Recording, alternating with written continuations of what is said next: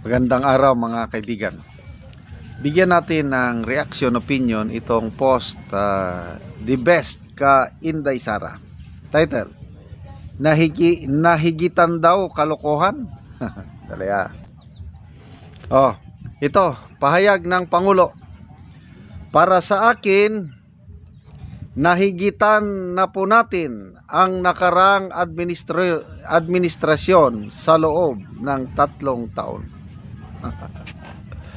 Ang galing ng ating presidente, best president talaga. Okay, isa-isayin natin nahigitan. Depende kung anong klaseng pagkahigit. Nahigitan sa positive or negative. Dalawa yan. Positive muna tayo kung meron. Ano bang positive na nagawa ng administrasyong ito na mas nakatulong sa taong bayan kaysa sa administrasyong Duterte? Meron ba kayong maisip? Yung positive na nahigitan.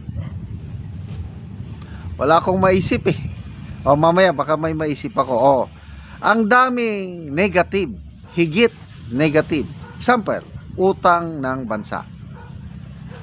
Ang Duterte administration, meron tayong pinagdaan ng pandemic, 2 taon yan.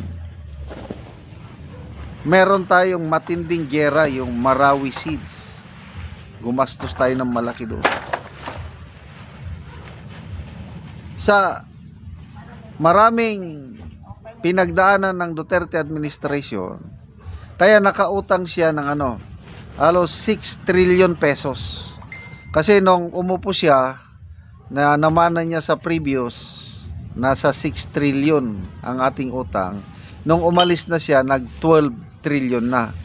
Kaya nga 6 trillion ang utang ng Duterte for the past 6 years.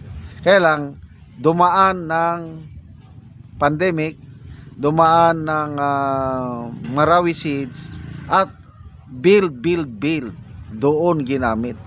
Ang daming infrastruktura na napagawa ng Duterte administration na ako mismo saksi. Kasi yung farm namin sa bulubunduking parte ng Bukidnon, wala kaming maayos na kalsada, lubak-lubak. Pag upo ng Duterte, napakaganda yung paggawa ng mga tulay at kalsada papunta sa aming farm. Ngayon, ilan ang utang? 12 trillion ang utang ng bansa pagsimula ng administrasyong ito. Ngayon, 3 years pa lang, 17 trillion na. Naka 5 trillion na sila na utang. 3 years pa lang. Tapos, wala naman tayong pandemic. Wala mang matinding sakuna maliban lang sa korupsyon. Yung build better more na sinasabi niya, wala naman tayong makitang legacy project niya maliban yung Bukana Bridge na inaangkin niya. Yan, totoo, nahigitan niya sa dami ng utang. Next, na nahigitan, korupsyon. Ang Marcos Jr. administration na ngayon, on the record, the most corrupt government in our history, according to ex-Supreme Court Justice Antonio Carpio.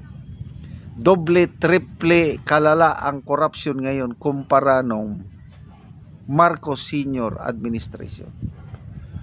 Sa mga surveys, Pulse Asia, anong result? 97% sa mga respondents nagsasabi talamak ang korupsyon ngayon, administrasyon ni Marcos Jr. Ganon din ang SWS, 84% sa mga respondents nagsasabi talamak ang korupsyon.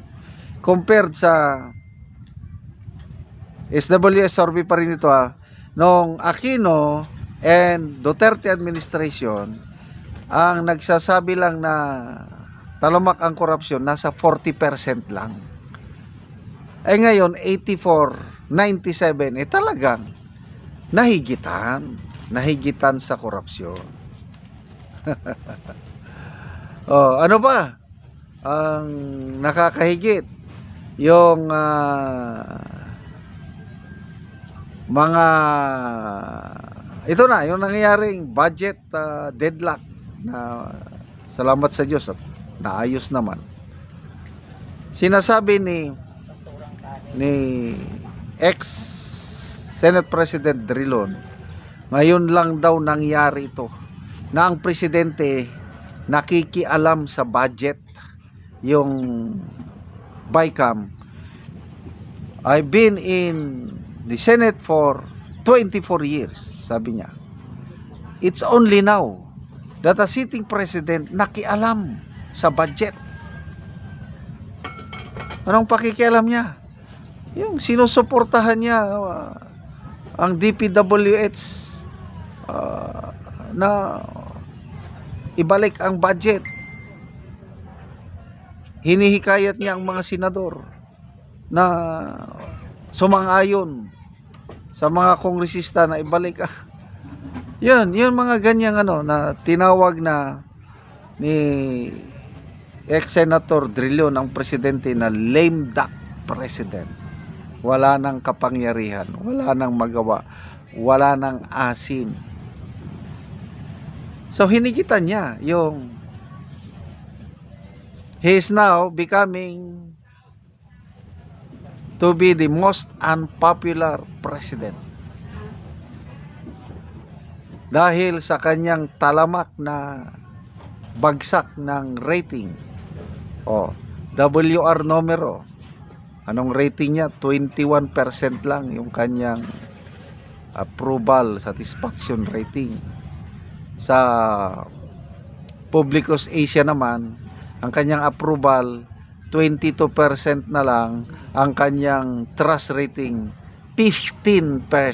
Ayan, nahigitan sa negative yung pagbagsak ng kanyang trust and approval rating, samantalang si Tatay Digong maintain yung kanya.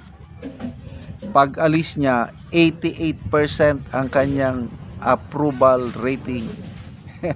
So itong sinasabi ng Pangulo natin na nahigitan niya ay negative ang dating, yung nalampasan niya sa paggawa ng hindi ka nice. Yan po ang aking opinion lang. Salamat mga kaibigan sa inyong pagsubaybay sa ating channel. Nakakatulong kayo ng malaki sa tribong Talandig ng Bukidnon dahil ang sweldo natin sa channel na ito pantulong sa tribo. Namimigay tayo ng libreng yero at pako para makapagpatayo sila ng mas maayos na tirahan. Panoorin nyo ang video na ito. O karon mo na ni ang natagaan og yero. So makatop na ni gid siya karon.